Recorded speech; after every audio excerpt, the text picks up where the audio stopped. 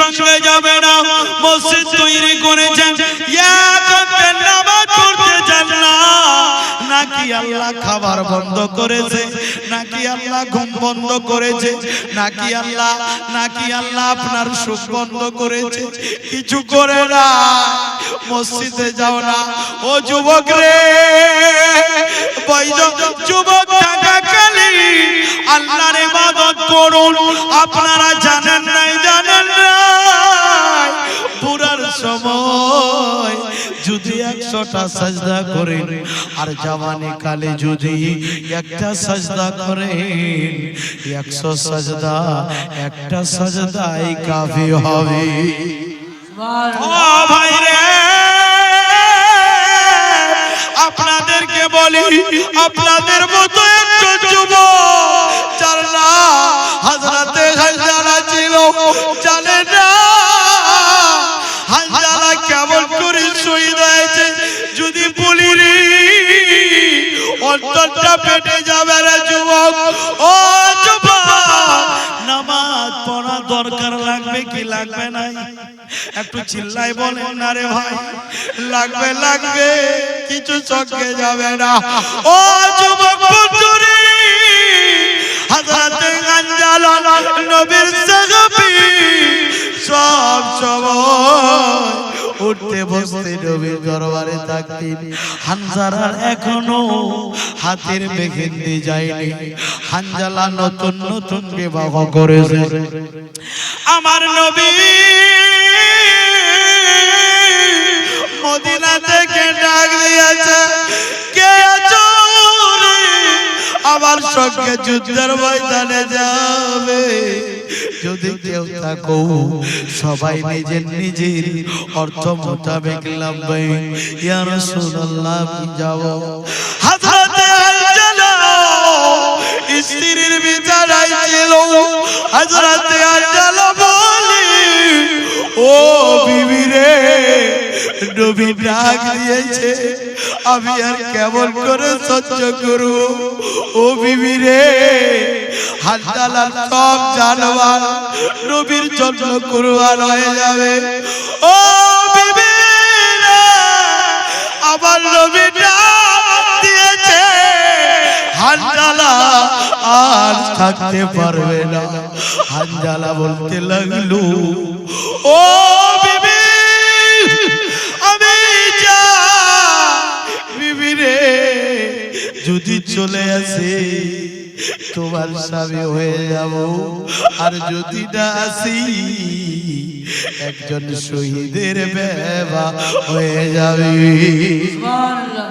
ওই আমার যুবক বন্ধুরাই, হযরতে হানজালা নিজের স্ত্রীর বিছানায় ছিল। কোন এমন জননী আছেন গো, কোন এমন বল আছে নিজের স্বামীকে ওই সোহাগ রাতের রাতে নবীর জন্য কুরবান করবে? ও আমার বইকিরা, মা কালারা, জওয়ান যুবকরা নেই, হাতের মেহেন্দি যায় নাই, শরীর থেকে এখনো আতর গোলাপের খুশবু যায় না। হযরতে হানজালার বিবি বলতে লাগলো, স্বামী গো, আপনাকে নবী ডাক দিয়েছে। ও স্বামী গো, দুনিয়ার বুকে অনেকজন পুরুষ আছে গো স্বামী, কাউরি কপাল এমন হবে না। ও স্বামী গো, আর আমি আপনার পায়ের বাঁধা বাবা। ও স্বামী গো, ধৈর্য ধরলাম, সবুর দিলাম, স্বামী আপনাকে আমি খুশি মনে বিদায় দিয়ে দিলাম। এবার হানজালার স্ত্রী চোখের জল মুছাইয়া হানজালাকে বিদায় দিতে লাগলো, আর বলতে লাগলো, স্বামী গো, যদি তুমি আসো দেখা হবে, আর যদি না আসো কিয়ামতের দিন স্বামী গো, শহীদের কাতারে দাঁড়াও। হযরতে হানজালা নবীর ডাকে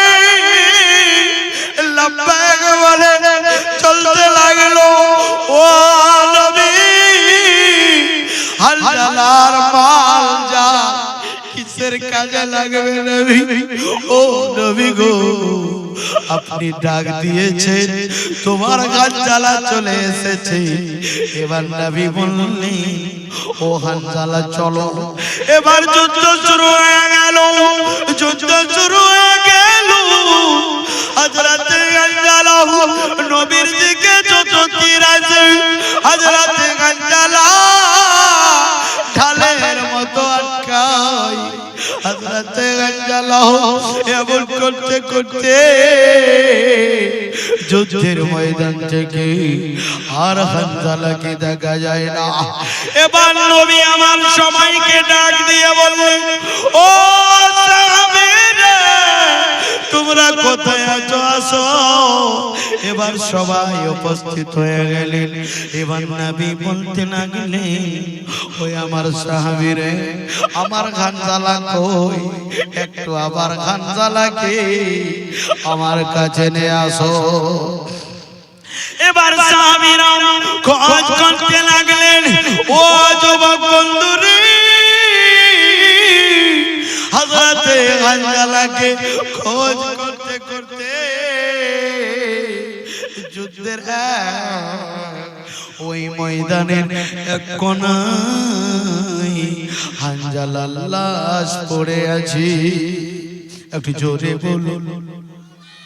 হানজালা লাশটা পড়ে আছে। এবার নবী আমার বললেন, হানজালাকে নিয়ে আসো। এবার দয়ার নবী মুস্তাফা আমার সাহাবীদেরকে বললেন, যারা শহীদ হবে গো, তাদেরকে গোসল দেওয়া হয় না, ওই কাপড় দিয়ে দাফন কাপড় করা হয়।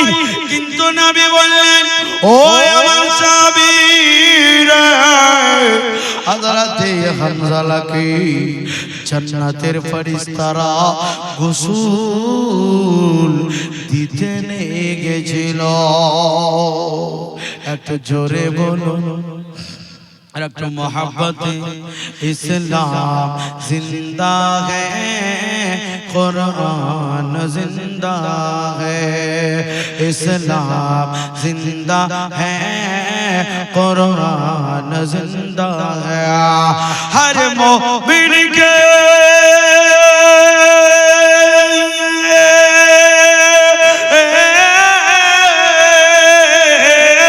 हर मोमिन के दिल में नबी का, हर मोमिन में दिल में नबी का नाम जिंदा है।